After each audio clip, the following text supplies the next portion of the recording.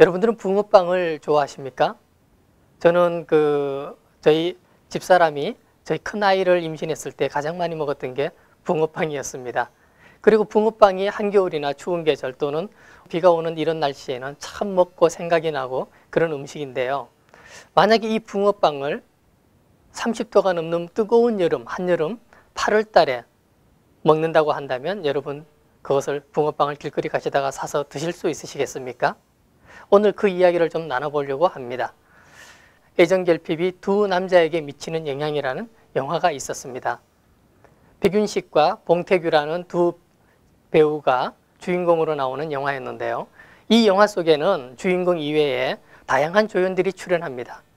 그 다양한 조연 중에 한 사람이 있었는데 어떤 사람이냐 그러면 바로 30도가 넘는 8월의 무더위 속에서 길거리에서 붕어빵을 장사하고 있는 한 사람이었습니다.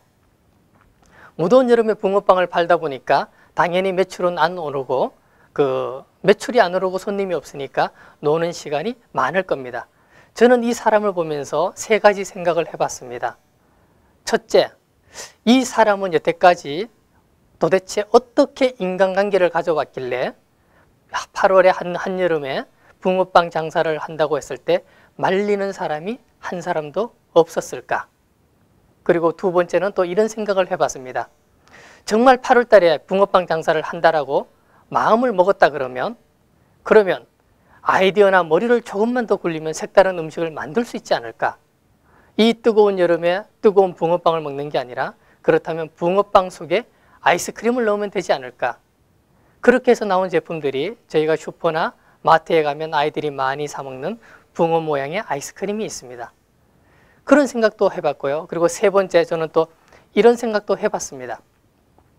붕어빵이 과연 아이스크림을 넣을 수 있는 그런 기술적인 재능이 없고 아니면 시설이 없다 그러면 보다 더 저렴하게 아이디어를 개발을 해서 그런 붕어빵을 한 끼의 식사로 먹게 할 수는 없을까라는 생각을 해봤습니다.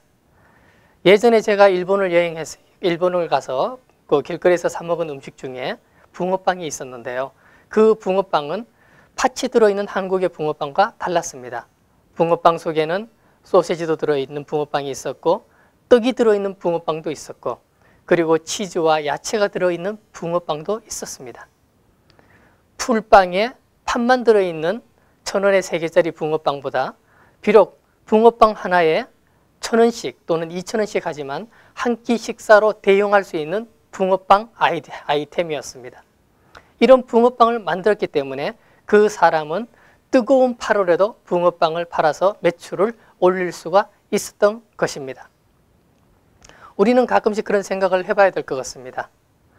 경제가 어렵고 시기가 어렵고 외부 환경이 어렵고 너무너무 뜨거운 여름이기 때문에 나는 붕어빵을 팔 수 없다 이런 생각이 아니라 현재 주어진 상황에서 최선을 다해서 어떤 아이디어를 끌어내서 붕어빵을 팔 것인가라는 고민을 해봐야 된다는 것입니다. 심지어 이런 생각도 해봤습니다. 정 팔 게 없으면 붕어빵에 고추를 넣어서 프랭카드를 한번 걸어보자. 이열치열 매운맛 붕어빵 이런 생각도 해봤고요. 그리고 예전에 제가 사업에 실패했을 때 노점을 했었던 적이 있었습니다. 그때 노점을 했을 때 제 옆에서 생선장수 아주머니가 길거리에서 생선을 팔고 계셨습니다. 그런데 이분의 남편은 20년 정도 그 술만 드시는 술주정뱅이였는데 일주일에 한 번씩 그 사모님이 하시는 생선 그 가게에 나와서 그 술을 먹고 행패를 부리는 그런 일들이 많이 있었습니다. 어느 날도 하루는 이 술주정뱅이 남편이 나와서 생선을 팔고 있는 아주머니의 생선 가게를 그 발로 툭툭 차면서 화풀이를 하고 있었습니다. 그런데 이 화풀이 내용을 자세히 들어봤더니 이런 내용이었어요. 저기 옆에 보이는 와플 가게를 좀 봐봐라. 그 와플 가게 아이들이 줄 서 있는 걸 봐봐라. 저렇게 줄이 많이 서 있는 장사를 해야지 왜 생선 가게를 하느냐 라고 하면서 생선을 뒤엎고 가는 거였습니다. 그런데 그 아저씨는 한 가지 모르는 게 있었습니다. 와플은 한 개 500원이고 500원짜리 와플을 아무리 줄을 많이 서서 열심히 팔아봐야 노점에서 하루 10만 원 팔기가 힘든 그런 장사였습니다. 그렇지만 아주머니가 팔고 있는 생선 가게는 비록 와플처럼 손님은 많이 서 있지 않지만 생선의 단가가 높기 때문에 그 아주머니는 평균 30에서 40만 원을 팔고 있었던 것입니다. 그렇지만 그 아저씨는 단순히 눈에 보이는 손님의 수치로 모든 가치를 판단했던 거죠. 이 어려운 시기, 영화 속에서 8월에 붕어빵을 파는 사람처럼 우리가 판단을 미스를 하든가 아니면 사업의 아이템을 다 잘못 정해서 힘든 인생의 고난에 빠질 수가 있습니다.